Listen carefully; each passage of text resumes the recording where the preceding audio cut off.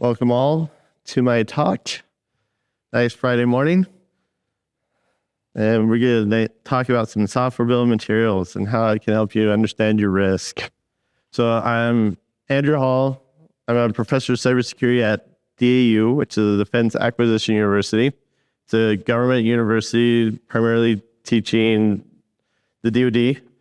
So the military and civilians of the Department of Defense, we provide free training to anyone in those organizations, and we provide training to most of the federal government as well for free as well.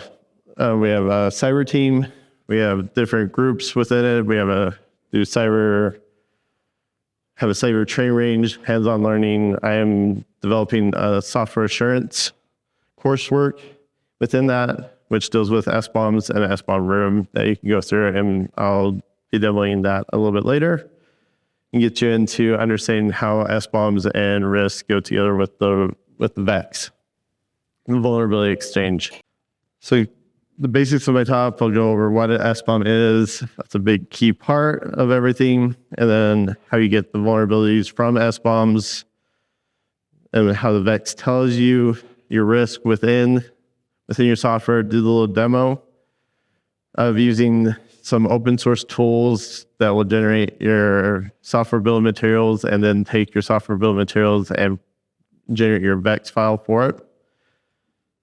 It's a decent sized crowd, but I don't mind questions going through or at the end. I'll leave it up to you through the demo. Just feel free to have them come up and talk a little bit about the future of SBOMs and software security. And then the questions primarily at the end. So big thing is, what is an SBOM? That's a big definition, took a while. The main definition is a formal record containing the details and supply chain relationships of various components used in building software.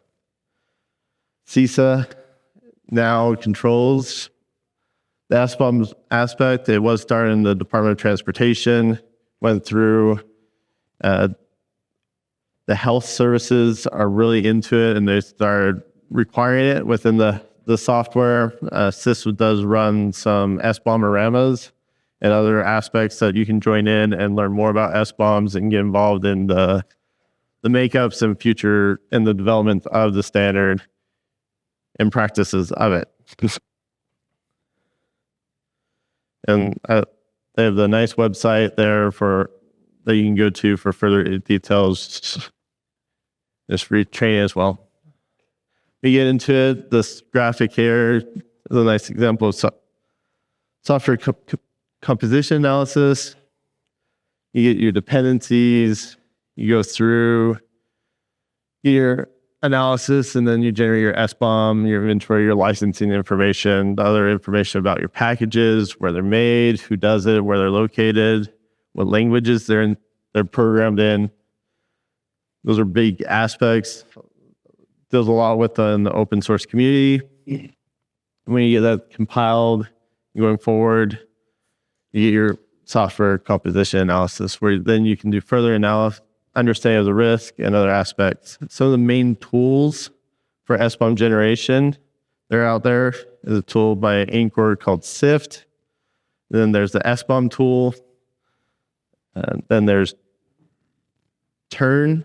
And then there's SPDX, SBOM generator, and SAINTCON DX generator as well. Those are all freely available to go out there. A lot of the commercial tools do pull in those other tools to generate their SBOMs and do their analysis and help you out with understanding your software and your supply chain of your software. We get into the standards. Initially, there were 3. NIST did start out with a standard, but it got superseded pretty quickly into it.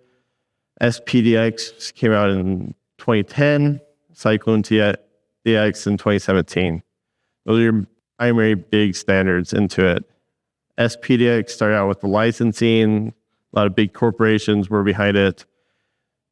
We'll get into that a little bit later in my slides. And then SAINTCON DX is done by OWASP, and it had a security focus initially into it, and they're running that one. And SPX is run by the Linux Foundation.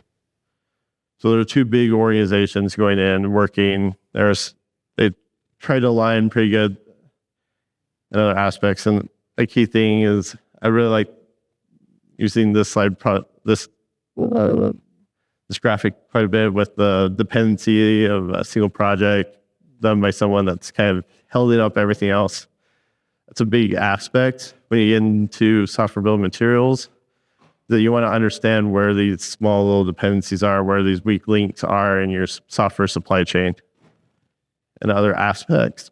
Because if you don't know that, then later on, when the person stops developing that package, or there's vulnerability in that package you're not aware of, and then it can cause ripple effect in your software supply and your software development aspect. That's out there, big for SaaS corporations and very software centric, which we are more so now than in the past. And thus SBOMs are becoming more prevalent and a bigger requirement into our programs. SPDX 3.0 just got released not long ago. They added security within their SBOM in that aspect. It has provenance. Its main focus was licensing. So Microsoft, Oracle, those big corporations really liked SPDX as other information, and they wanted it as a standard, so they went the ISO route, made an ISO standard. And this is an example of what an SPDX SBOM kind of looks like in a general aspect. Your type, your context, different data. It's usually in the JSON format, not super readable at times, but you can go through and learn to parse it and get the information that you want from it. And this data is then used by the VEX generator to go then tie them together, so you can find those CVEs. SAINTCON DX, it's at version 1.6 right now. It became an ECMA, international standard. They're more in the European side. Supports software services, your hardware, firmware, AI, MLs, cryptography. That they have different parts of the bombs that are out there. Has a little bit of different data. And which one you like. In some ways, you might like this one more compared to SPDX on some readability and some information into it.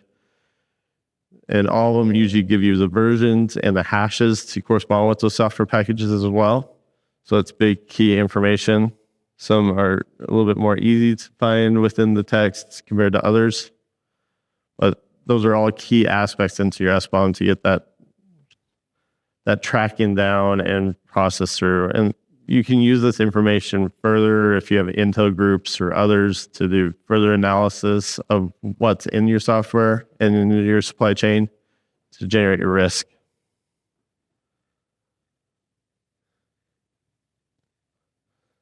Okay. So how do we get our vulnerabilities? The security advisories are a big part. There's quite a few security advisories out there. The biggest one is this common security advisory framework. And that's version 2.0 right now. It's the definitive reference for the language with support, creation, update, and interoperability exchanges of security between the aspects. Oasis is an open standard and definitive, and there's also vendors that go through it as well. The VEX is made to support the SBOM data. It's machine readable, goes through for easy parsing. I'll get into that a little bit later. It is the JSON format. Yes? Do you have a question? It will accept either standard. Yeah. And earlier, we needed to SAINTCON for licensing. It could also include licensing. Yeah, it does have some licensing information in it.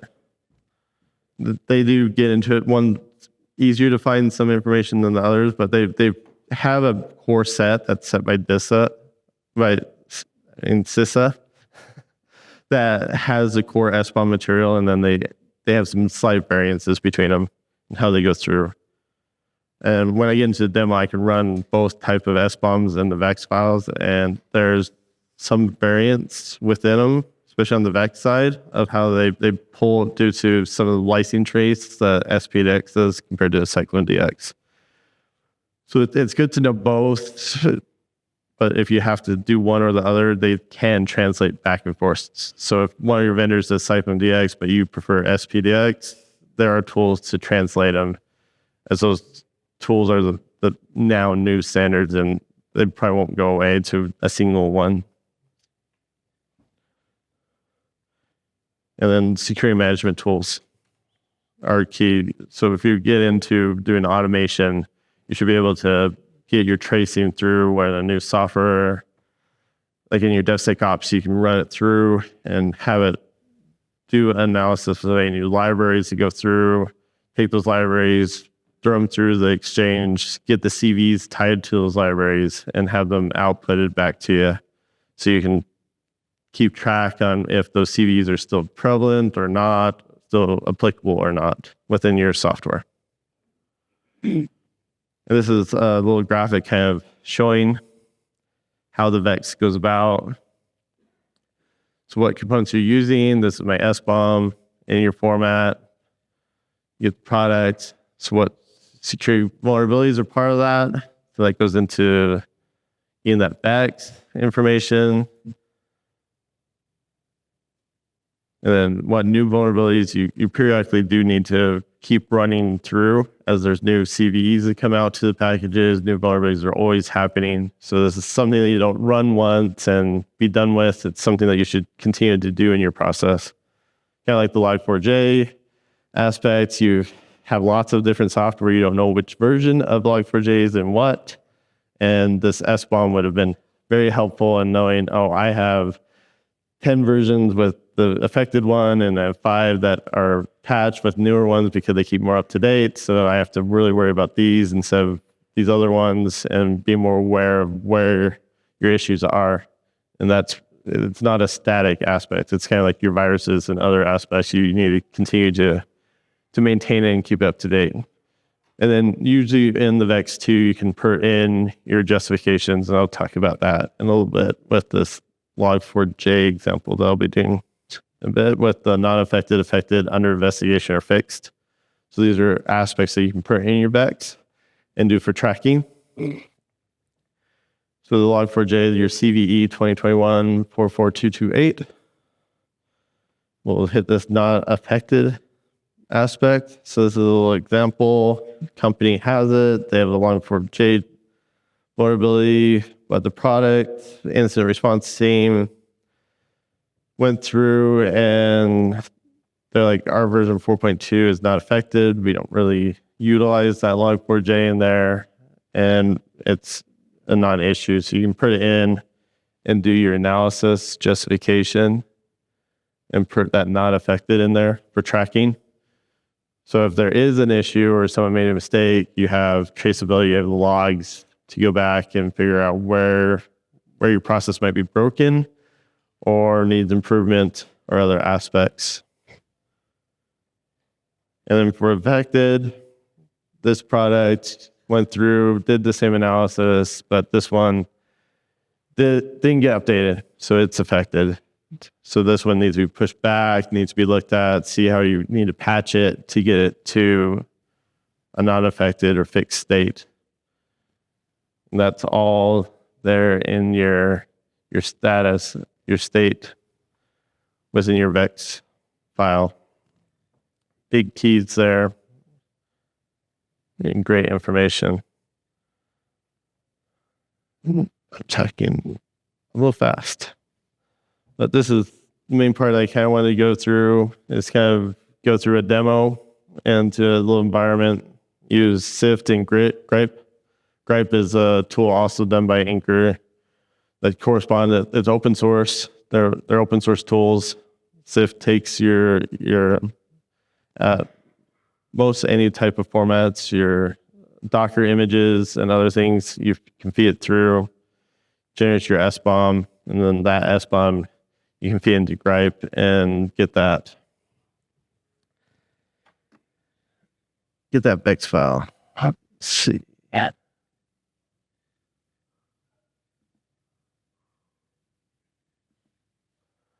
Yeah. And through this. So here I have a Mattermost Docker image already onto this virtual machine. And I have the Sift and grep tools installed on it.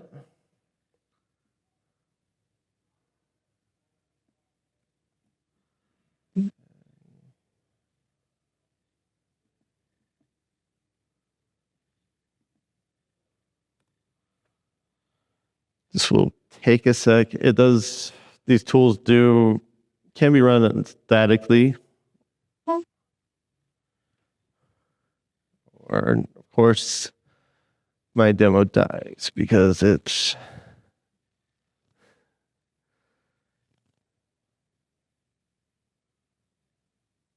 Why did that go? Oh, the demo gods are not kind to me today. This was working yesterday. Need that. I know, I really shouldn't have used that cartoon. It goes into it. Not sure why that. Oh, I'm missing an N. Typo. Or not.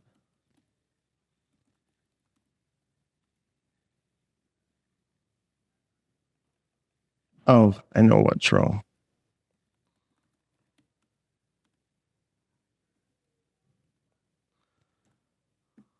Okay, I was in the wrong directory. You have to make sure that it can actually find your file that you want to make your SBOM with.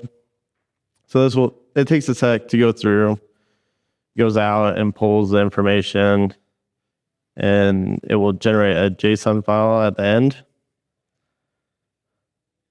And with that, depending on how you go about it, for more business aspects, you can convert your JSONs to Excel and do it more in the business aspect to show it out with spreadsheets and everything else. Or you can keep it in the Linux environment and use the JSON parsing tools that are available, like JQ or the other ones built into the Ubuntu environment.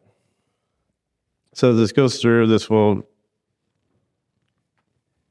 let me see if I can make this a little bigger.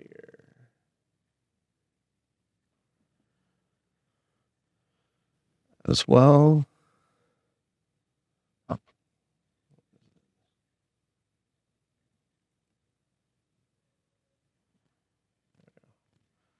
It's a little bit more readable for you. So it goes through, it finished, it had 401 packages and 2 executables that it found in that Mattermost Docker image. And it generated this in the CycloneDX format. And then this has a few different formats. If you actually go look at the Sift help, you can categorize into different formats and aspects. So they have you can do it straight to JSON, to the CycloneDX or SPDX formats, which are really nice. And then I will get it into the SPDX format. So we can do that comparison with gripe afterwards. Let this run for a sec. And this will also show that it will end up with the same values to go through.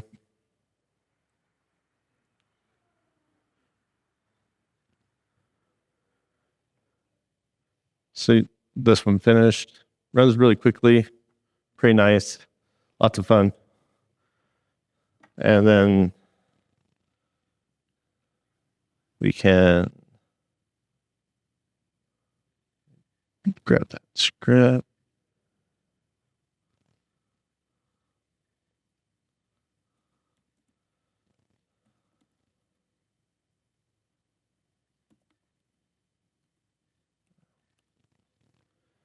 For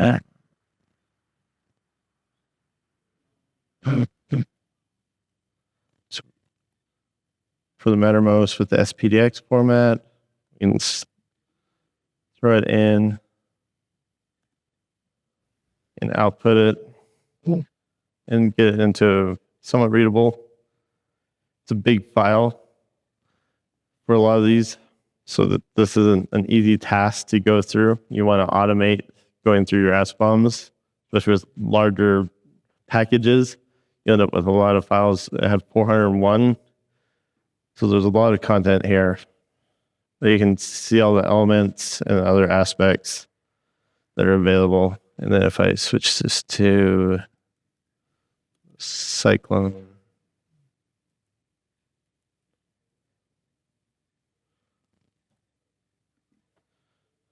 you can tell the format there is slightly different, but you can still get the package information, the libraries, the names, the SHA values, everything else for the packages used within this Mattermost. You can also tell that it's written in Go, a lot of Go modules within it. Does anyone actually use these tools before? Everyone heard about them slightly? Generate a block, but we can't figure out how to use.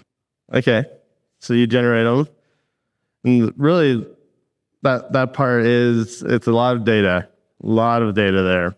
Putting in Excel does make it so you can parse through it, but it's still huge, and without custom scripts and depending on your environment, it can be a headache to go through. It is a giant JSON. Being able to parse it with JQ helps a lot. If you learn the commands and go through, you can figure out what you want, which I'll show more on the VEX side here. As we'll generate now the VEXs for these. This is gripe.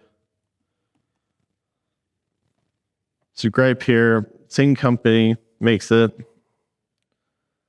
There's a lot of features and customization. You can run them in tandem together as well. It goes out and hits different packages and vulnerability exchanges. So you can also specify those. If you have special ones, go into it. And we will now do make a VEX for each one of these that we did our SBOMs for. And this is where the security aspect becomes more prevalent and becomes most beneficial for your SBOMs, for at least the cybersecurity professionals. This one is going through, usually goes out and updates the database and looks at it. So we have 0 critical, we have 32 vulnerability matches, 10 high, 10 medium, 2 low, 2 negligible, 2 fixed, and 30 not fixed, and 0 ignored. So I went through that whole SBOM and went out, got the exchange, compared it, generated your new list. Very useful. Makes this into more useful information for us security experts. And then I'll do the same onto the SPDX one.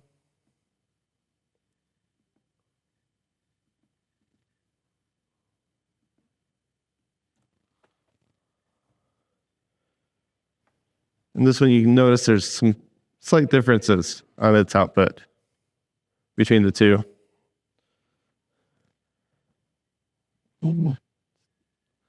As top one, you have the 32, but for SPDX, we have 42 showing up.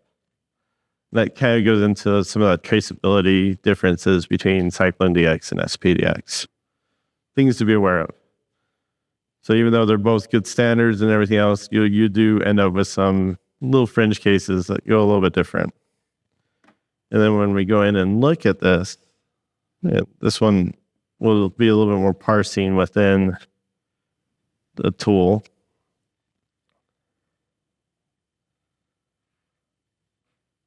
We can look at SAINTCON DX. Right.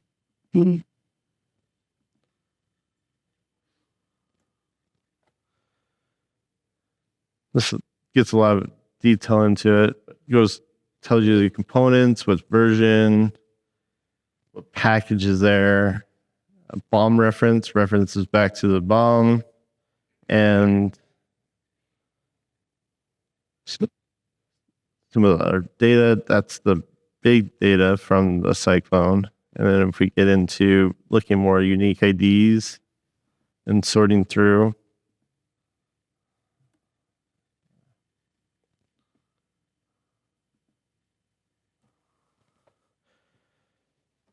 so these are all the unique CVEs that show up from the SAINTCON DX SBOM. And then you end up with 2 of these GitHub security advisories that show up. So you went out and got your CVEs and your GitHub advisories. Those are all the numbers, and you can parse through and figure out what packages are tied to each of those CVEs. And then you can go through and do your analysis and set up that not affected, affected, fixed, mitigated, not mitigated aspects as you go into it. And then within it, on other fields, we'll pop this up.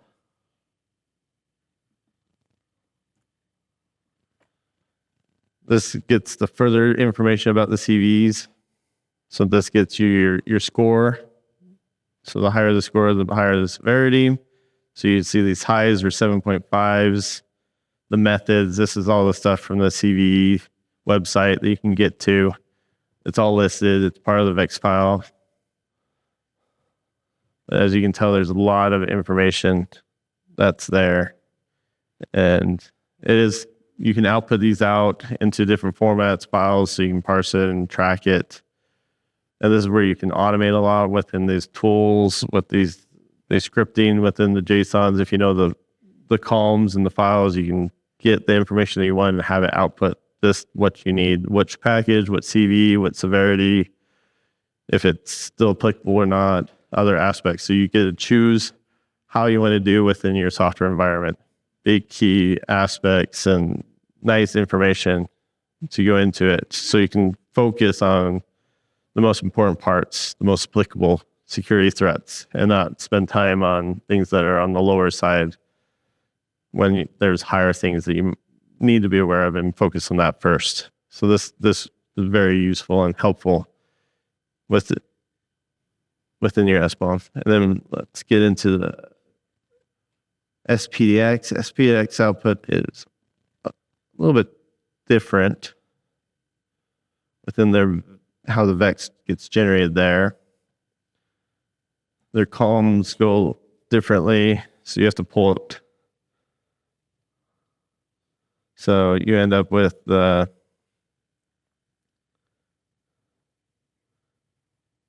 are the matches, the base severity.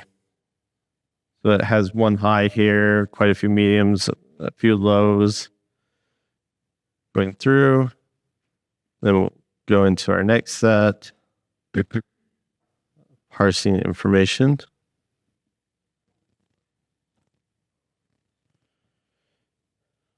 So this gets your package if it's secondary or primary. So this is the secondary primary is a big thing with the SPDX, is that secondary aspect. It goes within the licensing and tailoring through.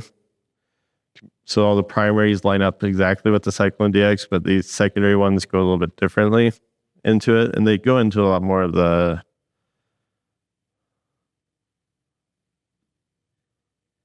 GitHub advisories aspect.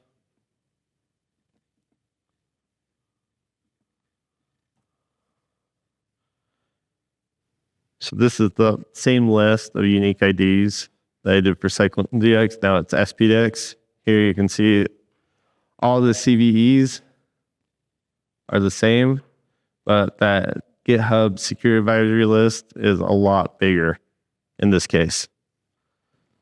So depending on how you look at the data and information, this can be too much data for you, and you have to really play the odds on which one is most beneficial for your environment going forward.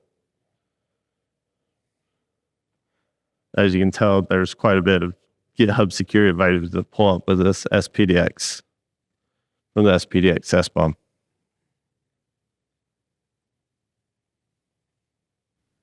Any questions within these parsing aspects, tools? Okay. But this is the key part of making SBOMs applicable in our secure environments. We need to know these CVEs. We need to know these other advisories that are out there, understand how it is in our environment. And this goes into that log4j and any of those other vulnerabilities that go in, those little packages that propagate through. We need to know which versions they are, the versions lines to the CVEs that tailors back into our environments. And we need to learn how to parse the data, because as you can tell, those were big files to get into, and being able to parse into just unique IDs. We at least know all the CVEs that are part of this Docker image or this other file that we have is a good step forward into being able to then mitigate and do the right security aspects and security controls to mitigate any of those vulnerabilities the best we can until the packages get updated and not have the vulnerabilities in them.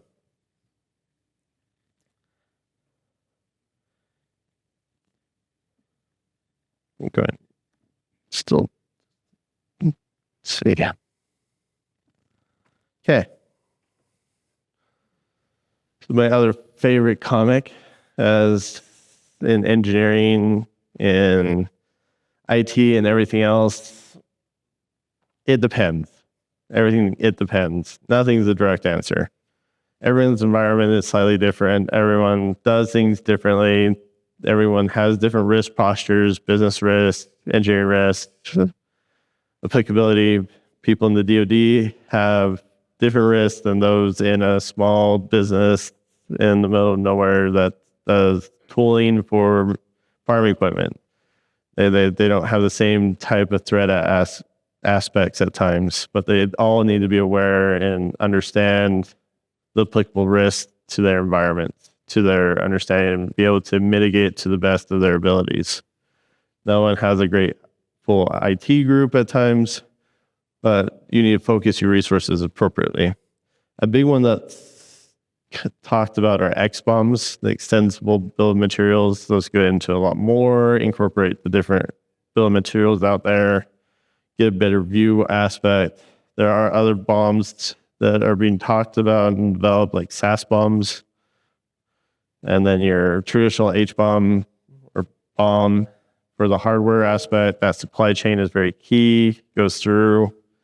Then you have the machine learning AI bombs, cryptography, crypto aspects, what crypto libraries you use, and focuses more in that realm. Operations, manufacturing, they do kind of tailor it. And in some ways, you need to be able to merge them depending on your environment so you can look at them all in an easier picture moving forward. There is a Joint Federation Assurance community called JFAC that's out there. They have a commercial and DoD federal side of their website, and they do both software and hardware assurance and provide tools and training and information on that. That's a great resource. So there's one that anyone can go set up an account and go look at the resources available. And they go through tools into the static code analysis and dynamic code analysis and get into SBOMs and get up into policy and processes. SBOMs are still a maturing market and requirements in a lot of programs and a lot of industries. I believe healthcare is one of the first that really pushed it as a requirement moving forward with the transportation department and HHS. And it's moving farther in other industries, and it's something that we all need to be aware of, and we need to learn how to utilize it. And that's a big, it depends. What does your corporation, your management, your group really focusing on? How do you present it? How do you show that this is useful and helpful? If you're a software group, you need to figure out how you can incorporate into your DevSecOps pipeline, into your agile processes, so it's transparent, so it doesn't hinder, but it gives you a view that you normally didn't have before, but it also doesn't slow down your development cycles and make people worried that they're doing things. But at least you get to know what packages, what tools your developers are pulling and using, what packages are out there on the other software that you're pulling in, where it's coming from, who's developing it. You can go look at, it would give you the GitHub libraries, directories, and links usually within your SBOM and VEX. So you can go out there and go do further analysis, especially if you have Intel groups or do more sensitive stuff. It's more important for them than others to figure out what countries, developers, and other aspects are all there within your software and development cycles. I talked a little fast for today. So, end questions. I can go back into the demo, play around with it.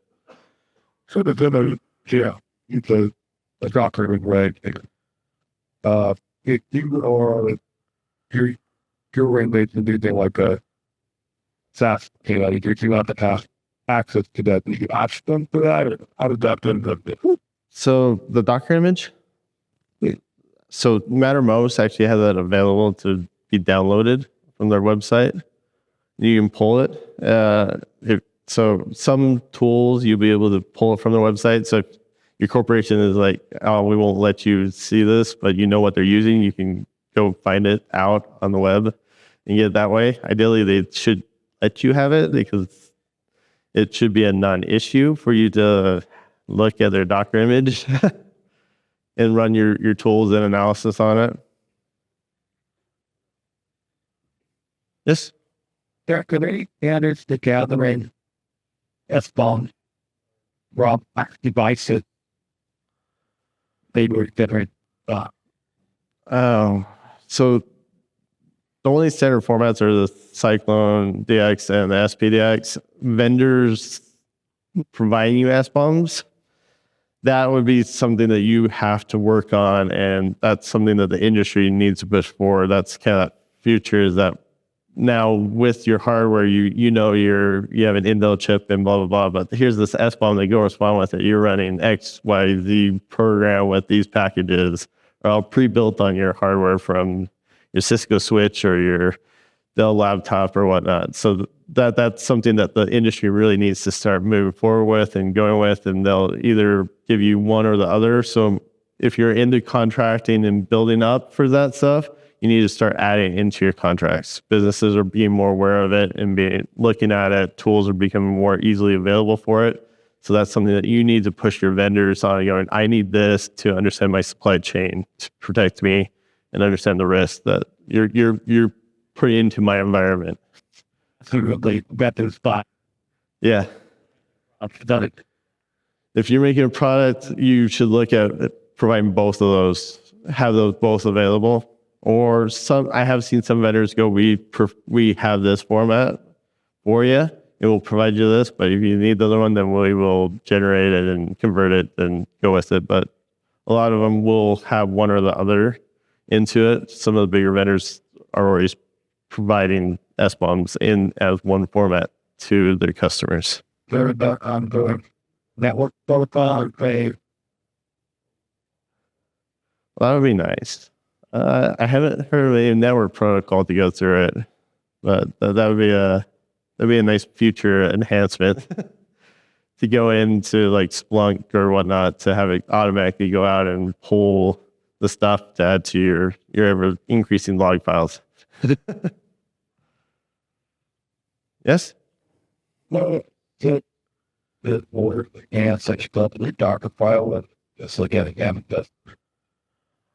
I believe it looks at the manifest.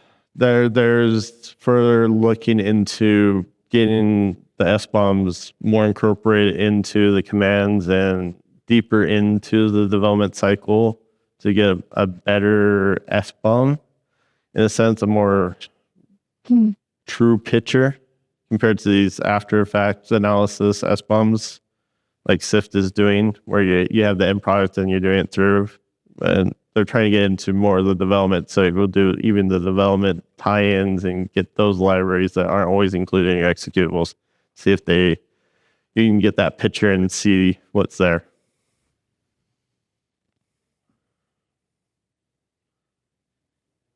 Anything else?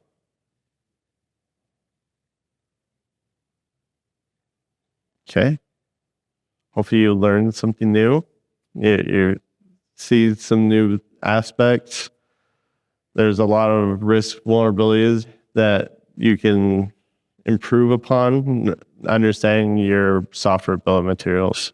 As we've learned with our legacy hardware bill of materials in that aspect, and understand that we need to now apply it in our software and get better involved and more secure in that, and understand that full supply chain of our software and where everything's coming from, as we're becoming even more and more software centric in our world, in our devices.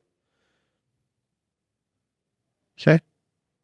If you have any other further questions or whatnot, just feel free. My email address is andrew.hall@dau.edu as well. So feel free to email me and ask questions. And thank you.